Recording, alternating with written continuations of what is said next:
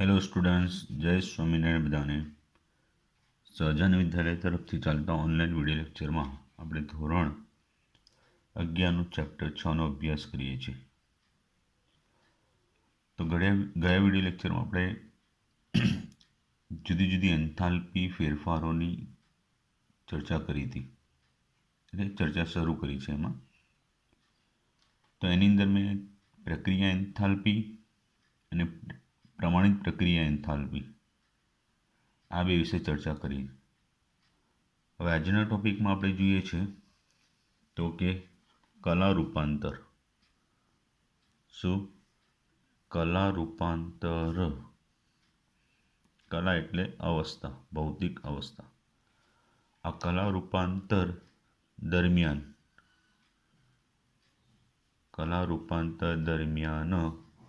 Enthalpy ફેરફાર સમજીએ. તો ચાલો વિદ્યાર્થી મિત્રો, હવે તો કલા રૂપાંતર જે છે એ ઉષ્મા ફેરફારને, કોઈ બી કલા રૂપાંતર, ઘનનું પ્રવાહીનું વાયુ, બરાબર, કે ઘનનું સીધું વાયુ કે તેથી વિરુદ્ધ, તો કે કલા રૂપાંતરણ છે એ કલા રૂપાંતરણ એ શું છે તો કે ઉષ્મા ફેરફાર, જે કે ઉષ્મા ફેરફાર હોય એ ઉષ્મા ફેરફારને સમાવિષ્ટ કરે છે. એટલે દેખીતી વસ્તુ કે કોઈ પણ ભૌતિક અવસ્થામાં ફેરફાર કરવો હોય, એટલે કે કલામાં રૂપાંતર કરવો હોય, તો એ માટે કંઈક ઉષ્માનો ફેરફાર સમાવેશ કરવો પડે તો જ એ થઈ શકે. ઉદાહરણ રૂપે તો આપણે સામાન્ય નોલેજ છે એ પ્રમાણે કહીએ તો કે ભાઈ બરફને પીગાળવા, બરફ હોય એને પીગાળવા શાની, તો તમને ખબર જ છે કે ઉષ્માની જરૂર પડે, એટલે ઉષ્મા જોઈએ જ, બરાબર. તમે સામાન્ય રીતે જે ગલન છે એ ગલન અચળ દબાણે અને એ જે કલા પરિવર્તન દરમિયાન અચળ તાપમાન હોય એ તાપમાને થાય છે. સામાન્ય રીતે શાની વાત કરી છે અત્યારે? ગલન એટલે પીગાળવું, બરાબર. તો સામાન્ય રીતે જે ગલન છે એટલે કે પીગળવું ઘનનું પ્રવાહીમાં, એ કેવી કન્ડિશને? તો કે અચળ દબાણે, વાતાવરણ છે ના અચળ દબાણે, અને જે કલા પરિવર્તન માટેનું જે ચોક્કસ તાપમાન હોય એ કલા પરિવર્તન થતું હોય ને એ કલા પરિવર્તનના અચળ તાપમાને થાય છે. જેમ કે H2O, જેમ કે વાત કરવી તો H2O solid, it gives H2O liquid, બરાબર. તો આ જે છે આ કલા પરિવર્તન એટલે કે બરફનું પ્રવાહીમાં પીગલન, એટલે એક વાતાવરણ દબાણે અને 0°C તાપમાને, યાની કે 273 કેલ્વિન તાપમાને, એ તાપમાને જ થશે.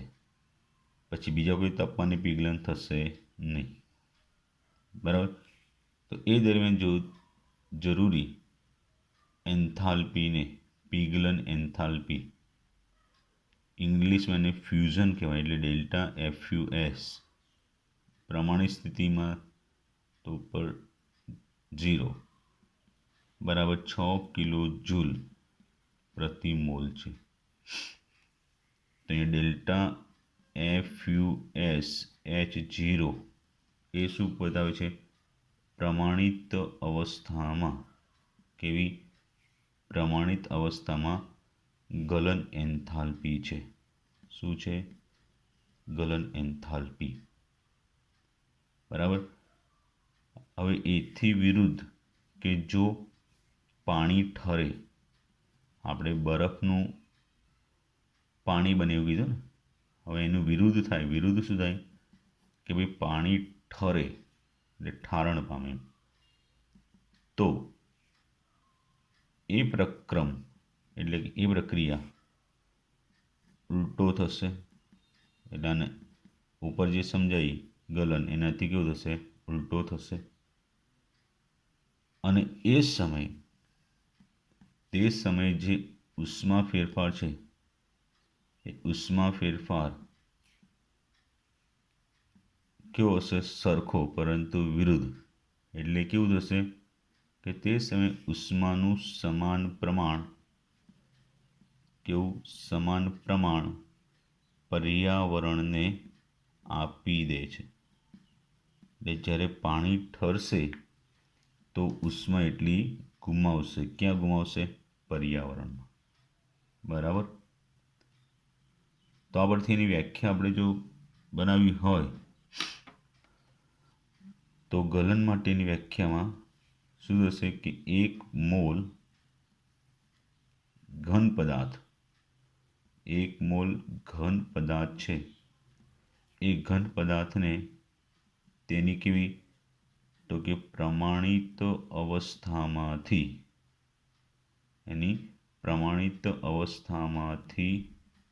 ગલન થતા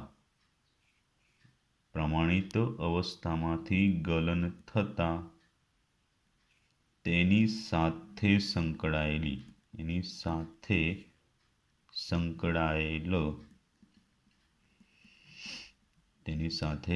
સંકળાયેલ એન્થાલ્પી ફેરફાર હોય એ એન્થાલ્પી ફેરફારને શું કહેવાશે? પ્રમાણિત ગલન એન્થાલ્પી. શું કહેવાશે? પ્રમાણિત ગલન એન્થાલ્પી.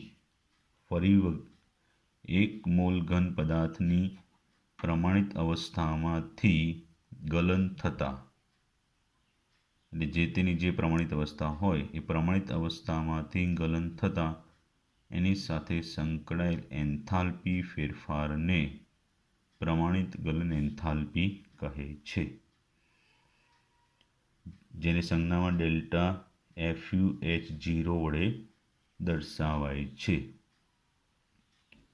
હવે તમને બધાને ખ્યાલ છે કે ભાઈ ઘનને પીગાળવું હોય કે ઓગાળવું હોય તો કોઈ બી ઘનને પીગાળવા ઉષ્મા જોઈએ તો ઘનનું ઓગળવું એ કેવી ક્રિયા છે?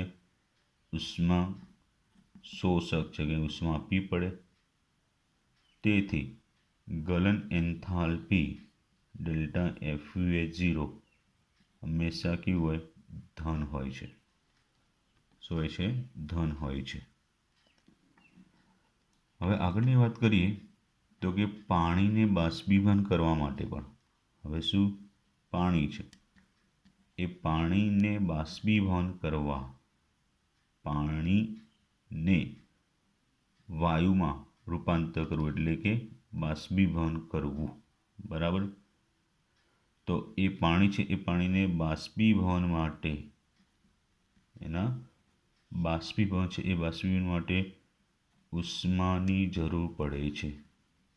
ઉષ્મા છે એની જરૂર પડે છે. એ તેના ઉત્કલ બિંદુના અચળ તાપમાને અને અચળ દબાણે એ ઘટના કઈ સ્થિતિએ એ જે પ્રવાહી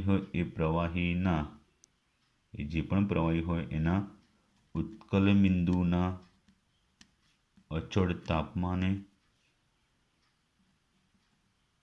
બરાબર, જે તે પ્રવાહીનું ઉત્કલન એ તો જાણો છો, એના ઉત્કલ બિંદુના અચળ તાપમાને અને અચળ દબાણે થાય છે. તો સમીકરણ રૂપે લખીએ તો H2O liquid it gives H2O gas. તો delta vaporization H0 equal to plus 40.79 kilojoule પ્રતિ મોલ. બરાબર. તો અહીંયા ડેલ્ટા વીપી, વેપ એટલે વેપોરાઇઝેશન એટલે બાષ્પીભવન, H0 એટલે પ્રમાણિત. તો આને શું કહેવાશે? બાષ્પીભવનની પ્રમાણિત એન્થાલ્પી. એટલે બાષ્પાયન પ્રમાણિત એન્થાલ્પી. બરાબર. તો ચાલો હવે એને વ્યાખ્યાની રૂપે રજૂ કરવું હોય તો આની જેમ જ વ્યાખ્યાની રૂપે રજૂ કરીએ તો એ આની જેમ જ થશે. તો જો લો કઈ રીતે સમજો. તો કે 1 મોલ પ્રવાહીને કેટલા 1 મોલ પ્રવાહીને અચળ તાપમાન અને અચળ દબાણે ઉત્કલ બિંદુના અને અચળ દબાણ હેઠળ બાષ્પીભવન કરવા જે બી લોકો માટે જરૂરી જે ઉષ્મા હોય એ જરૂરી ઉષ્માને શું કહેવાય છે? તો કે પ્રમાણિત બાષ્પાયન એન્થાલ્પી અથવા તો કે મોલર બાષ્પાયન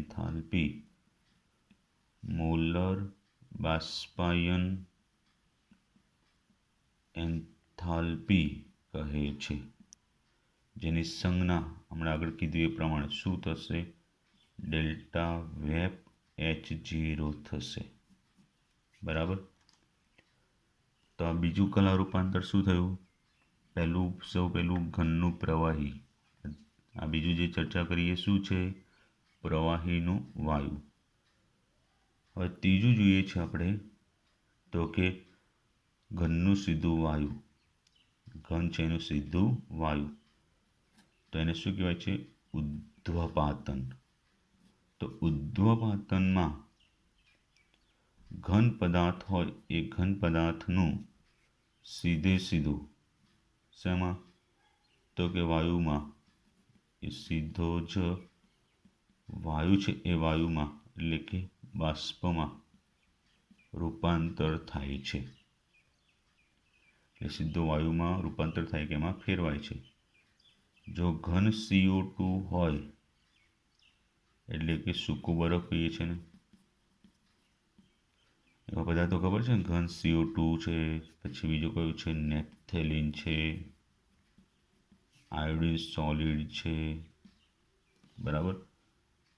તેવા જે બધા પદાર્થો છે એ પૈકી ઘન CO2 નું 195 કેલ્વિન તાપમાને ઉદ્ધ્વપાતન પામે છે. એનું ઉદ્ધ્વપાતન થાય તો તેની સાથે સંકળાયેલ ઉદ્ધ્વપાતન એન્થાલ્પી કે જરૂરી એન્થાલ્પી એટલે ડેલ્ટા SUB સબ્લિમેશન એટલે ઉદ્ધ્વપાતન, એટલે ડેલ્ટા SUB બરાબર 25.2 કિલો જૂલ પ્રતિ મોલ છે. એટલે આ મૂલ્યો તો પ્રેક્ટિકલી રજૂ થયા હોય. બરાબર, એ ધ્યાન આપજો. તો એ જ સ્થિતિએ નેપ્થેલિન ધીમેથી ઉદ્ધ્વપાતન પામે છે. તો એના માટેની ડેલ્ટા SUB શું થશે? તો કે 73.0 કિલો જૂલ પ્રતિ મોલ. તો આ પરથી એની વ્યાખ્યા આપવી હોય તો શું થશે? પ્રમાણિત ઉદ્ધ્વપાતન એન્થાલ્પી એટલે જ્યારે 1 મોલ ઘન પદાર્થ છે એ ઘન પદાર્થને અચળ તાપમાન અને પ્રમાણિત અચળ દબાણે ઉદ્ધ્વપાતન થાય તે દરમિયાન જરૂરી એન્થાલ્પીને કે ઉષ્માના જથ્થાને શું કહેવાય છે? ઉદ્ધ્વપાતન એન્થાલ્પી, જેને સંજ્ઞામાં ડેલ્ટા SUB થી દર્શાવાય છે. બરાબર.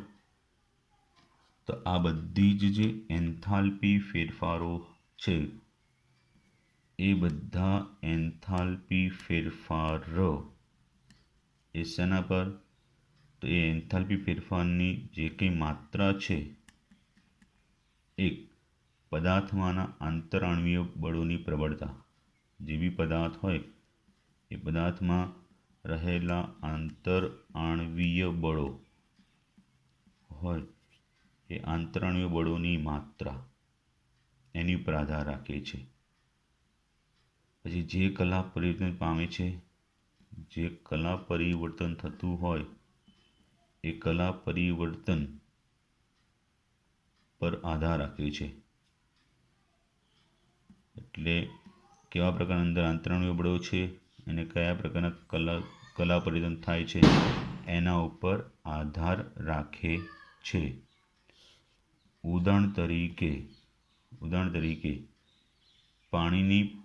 પાણી છે એની પ્રવાહી સ્થિતિમાં તમે આગળ ચોથા ચેપ્ટરમાં શીખી ગયા છો કે પ્રબળ હાઇડ્રોજન બંધનું આંતર આકર્ષણ રહેલું હોય છે. જ્યારે એસીટોન છે એ એસીટોનની પ્રવાહી સ્થિતિમાં ફક્ત દ્વિધ્રુવીય આંતરાણવીય આકર્ષણ બળ રહેલું હોય છે. તો આથી એસીટોનની જે આંતર આકર્ષણ ક્રિયા છે એ પાણીમાં રહેલા હાઇડ્રોજનની આંતર આકર્ષણ ક્રિયા કરતાં કેવી થશે? નબળી થશે. આના કરતાં એ આંતર આકર્ષણ ક્રિયા કેવી થશે? નબળી થશે. તો આથી 1 મોલ પાણી છે એને બાષ્પમાં રૂપાંતર કરતાં 1 મોલ એસીટોન છે એ એસીટોનની બાષ્પમાં રૂપાંતર કરવા